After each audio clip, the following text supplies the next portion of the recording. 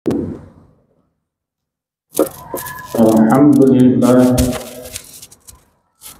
alhamdulillahilladzi ba'atha fil ummiyina rasulan minhum yatlu 'alaihim ayatihi wa yuzakkihim wa yu'allimuhumul kitaba wal hikmah wa in kanu min qablu lafi dhalalin mubin wa akharina minhum lamma yalhaqu bihim wa huwal 'azizul hakim.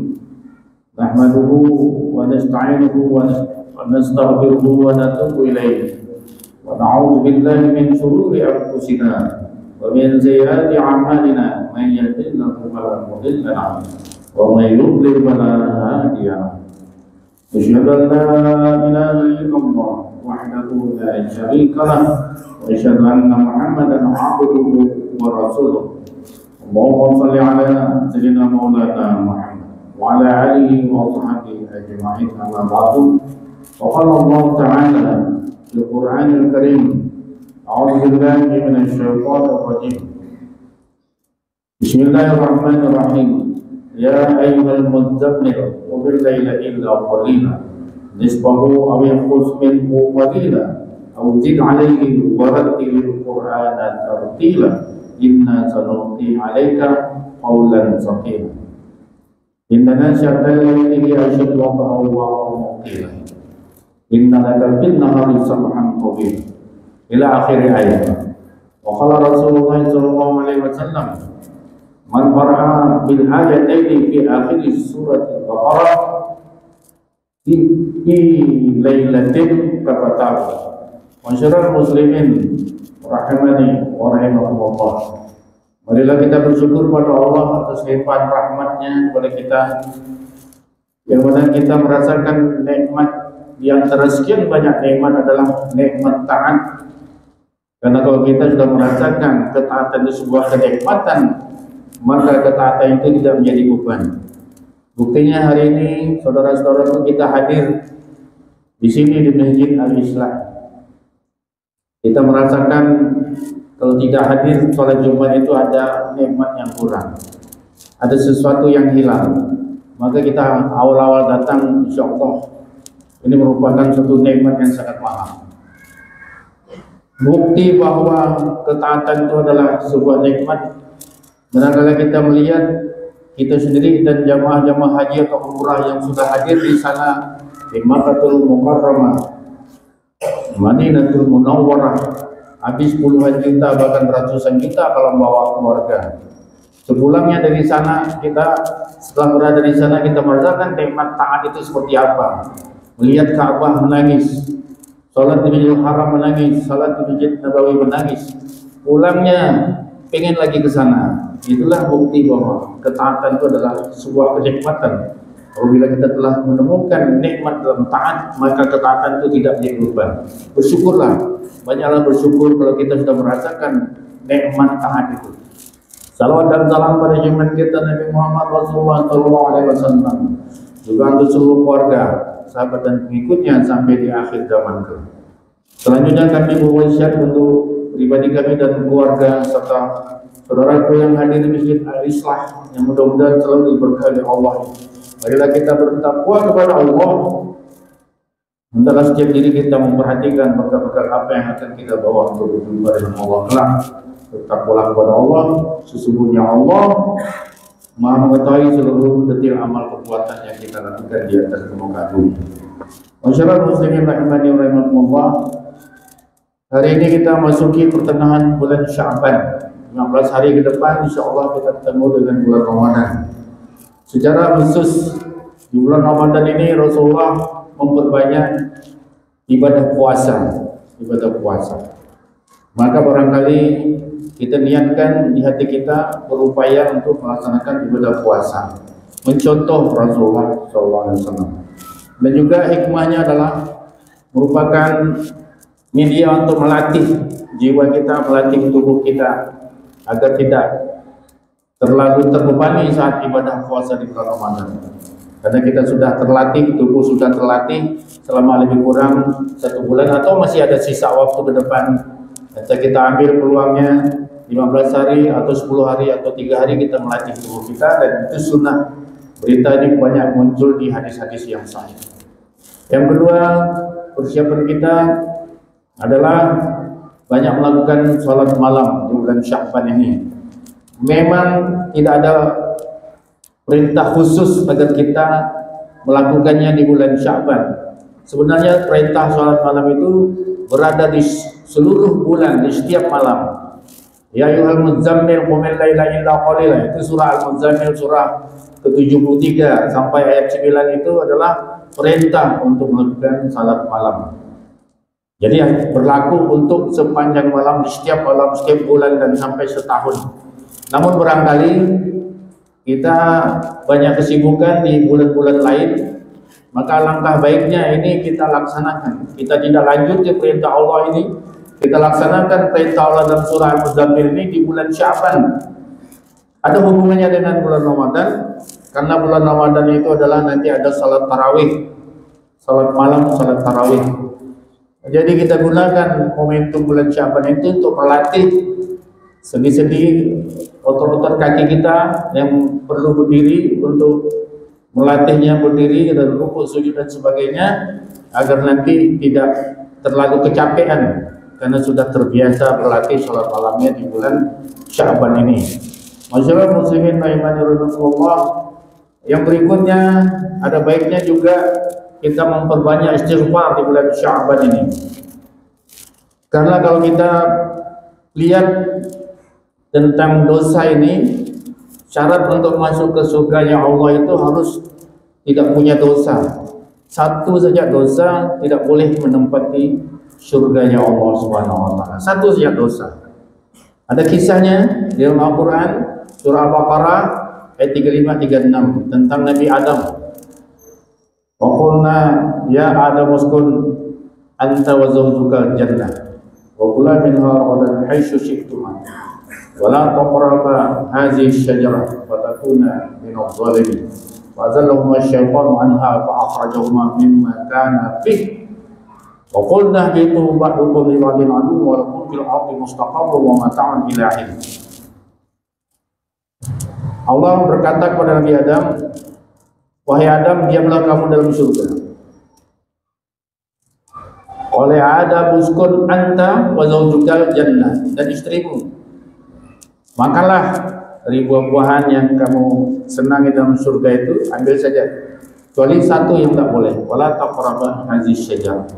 Jangan kau ambil itu pohon yang mana lebih dikenal bernama pohon khuldi. Namun Adam bukan hanya sekedar menghampirinya, melalui istrinya iblis menggoda lalu memakan buah itu. Wala taqrabu hadhihi syajarah, satu saja dosa Nabi Adam, menyebabkan Adam pada akhirnya qulna bitu wa qulna bitu, terusir, turun kamu dari surga, turun, tidak boleh ada dosa di dalam surga. Bagaimana halnya dengan diri kita, saudaraku? Kalau Nabi Adam, bapak cikal bakal lahirnya kita ini, satu dosa lalu tidak masuk surga atau terusir dari surga, bagaimana dengan kita? Di masa muda kita, saudaraku, di masa kita akil balik, mungkin belum sempat salat sepanjang tahun, mungkin pernah ada yang 1 tahun tidak salat, baru umur 20 baru mau salat. Ada mungkin yang baru umur 25 barulah genap salatnya. Satu hari ada 5 waktu, 100 hari ada 500 waktu salat. 1 tahun berarti ada 1500 plus 60 hari, 365 hari. Mungkin sekitar 2000 kali perintah sholat dalam 1 tahun kalau kita hitung. Jadi kalau ada yang tidak sholat sampai 1 tahun, berarti 2000 larangan yang telah dilakukan. Bagaimanakah halnya bisa masuk surga? Tentulah Allah yang Maha Pengampun memahami tentang kelemahan kita yang banyak dosanya. Lalu Allah ajarkan di dalam Al-Quran surah Al-Baqarah ayat 286. Doa ini diajarkan oleh Allah. Rabbana la tu'akhidna in nasina aw akhtana. Wahai Tuhan kami, janganlah engkau hukum kami.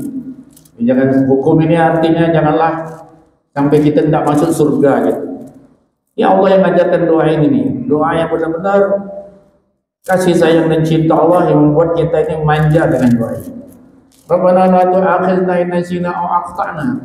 Tuhan kami, janganlah Engkau hukum kami kalau kami lupa, akhtana. Kalau kami bersalah.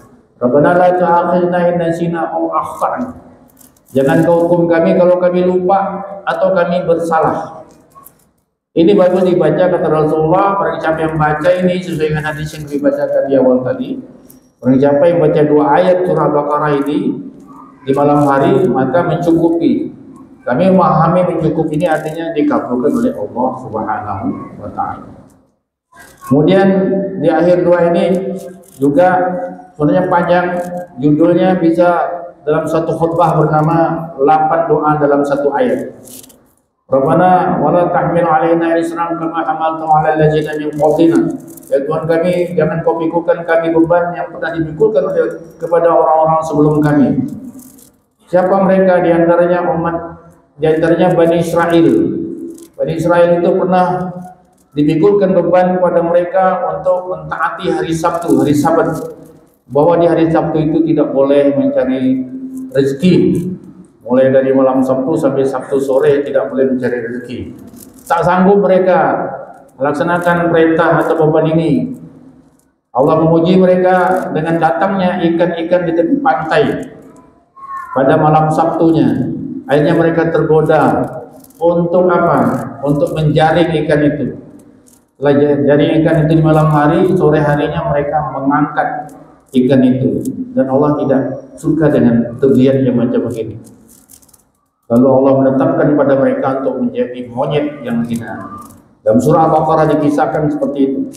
Walaqad alimtumul ladzina atadaw minkum fis sabti faqulna lahum kunu qiradatan khasi'in. Jadilah kamu, kata Allah, monyet yang hina. Jadi mereka merasa terlalu lama beban memuliakan hari Sabtu itu. Malam Sabtu, hari Sabtu siangnya terlalu lama sehingga mereka tidak tahan. Namun bagi umat Islam, Allah perintahkan untuk memuliakan hari Jumat, wajib hadir di sholat Jumat saja. Ya ayyuhallazina amanu idza nudiya lis-sholati min yaumil jumu'ati fas'au ila dzikrillah wa zarul bai'.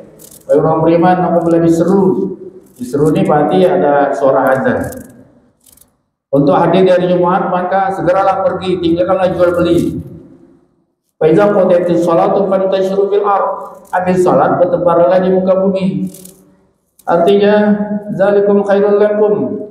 Itu lebih baik bagi kamu in kuntum ta'lamun, kalau kamu mengetahui. Kalau kita melihat beban antara Bani Israel tadi dengan umat Islam, sangat singkat nih. Paling jam 11 atau jam 12 tadi azan. Khutbah lalu salat paling selesai jam 12.30 atau 12.35, atau habis-habis waktu kita hanya 1 jam. Ini pun masih banyak yang mengeluh. Masih banyak yang mengeluh kelamaan khotib khutbah, kepanjangan surah yang dibaca. Padahal paling lama 1 jam. Padahal Allah sudah melalui Rasulnya sudah standarkan bahwa di hari Jumat itu disunahkan baca surah Jum'ah dan surah Al-Munafiqun. Tapi karena banyaknya kritik maka dipendek-pendekkan. Masyarakat muslimin rahimani rahimakumullah, kita pantas bersyukur pada Allah. Hari Jumat ini hanya 1 jam paling lama kita harus memuliakannya. Ini pun masih banyak yang tak mau hadir. Kita takut nanti kalau Allah marah pada orang per orang, atau nanti makin lama makin banyak orang tidak mau salat.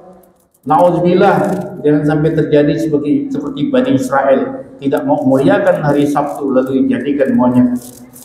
Nauzubillah, semua nauzubillah. Kemudian Rabbana la tuhammilna ma la taqata lana bi. Jangan Kau pikulkan pada kami beban yang kami tak sanggup memikulnya. Kalau doa ini dibaca, insyaallah kita menjalankan ketaatan pada Allah ini tidak akan menjadi beban. Hadir Jumat tidak menjadi beban, khatib cepat tidak menjadi beban, khatib lama tidak menjadi beban, imam membaca surah panjang tidak menjadi beban. Kalau kita rajin membaca doa ini, pensiun tidak menjadi beban, kurang uang tidak menjadi beban, dapat musibah, meninggal orang yang kita cintai tidak menjadi beban. Musibah sering terjadi dalam hidup kita, namun Allah menjadikannya tidak menjadi beban buat kita. Tidak seperti orang yang jarang baca doa ini, begitu pensiun, stres, stroke. Ada orang yang tinggal mati oleh kedua orang tuanya atau anak atau istrinya, stres, stroke karena jarang membaca Rabbana wala tuhammilna ma la taqata lana. Kemudian yang berikutnya, wa'fu wa'fir lana warhamna. Kembali lagi minta maaf pada Allah dengan kata wa'fu anna, maksudnya minta hapuskan. Wa'fu anna itu artinya dihapuskan. Wa'fu anna wa'fir lana hanya diampunkan. Contoh, presiden memberikan pengampunan pada narapidana. Memang benar diampunkan, dikeluarkan dari penjara. Namun datanya tidak dihapus, tetap ada. Tapi kalau Allah mengajarkan doa ini, wa'fu anna, hapuskan. Sehingga nanti kalau kita meninggal dunia, catatan amal buruk itu mudah-mudahan tidak nampak lagi. Ketika kita sakaratul maut itu biasanya didatangkan amal-amal buruk. Tapi kalau doa ini dikabulkan oleh Allah, wa'fu anna ya Allah, hapuskan semua dosa, maka tidak muncul lagi. Wa'fir lana, ampunkan dosa. Warhamna, kasih sayangnya. Masyarul muslimin rahimanillah, berbanyaklah membaca doa ini dengan harapan Allah mengampunkan kita, dan berbanyaklah membaca istighfar di bulan ini supaya kita ringan melangkah menjalankan ibadah dan ketaatan di bulan Sya'ban dan bulan Ramadan. Dan berbanyaklah istighfar, karena kalau jiwa sudah bersih maka hikmah pengetahuan mudah masuk. Al-Quran yang nanti akan kita baca sebulan Ramadan akan mudah kita hafalkan dan kita ingat. Kiranya inilah yang mungkin dapat kami sampaikan. Mudah-mudahan di lain waktu dan kesempatan Allah selalu membimbing kita untuk bersama-sama meningkatkan iman dan takwa melalui khutbah, melalui mendengarkan ceramah dan taklim. InsyaAllah makin meningkat pemahaman kita tentang agama Allah, maka semakin taat kita pada Allah. Apabila sudah semakin taat pada Allah, maka kita menjalani hari-hari dalam ibadah ini bukanlah sebuah beban, tapi sebuah kenikmatan. Amin amin ya rabbal alamin. Barakallahu li wa lakum fil Qur'an wa nafa'ani wa iyyakum bima fihi min ayati wa dzikril hakim. Wa taqabbal minni wa minkum tilawatahu innahu was-sami'ul 'alim. Aqulu qawli hadza wa astaghfirullah li wa lakum wa lisa'iril muslimin wal muslimat wal mu'minin wal mu'minat fastaghfiruhu innahu huwal ghafurur rahim.